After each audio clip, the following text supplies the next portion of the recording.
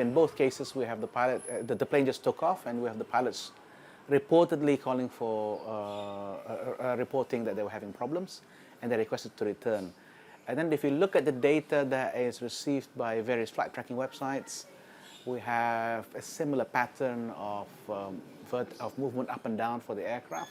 So at face value, yes, at this stage it looks like there are similarities, but again, it's very early to conclude. I think the impact for the industry is significant here. We have a new type of aircraft. That type of aircraft has only been in service for 2 years. And here we're sitting today, we have 2 accidents with seemingly similar circumstances. So I think it's in the back of everybody's mind. I think it's safe to say that people are concerned.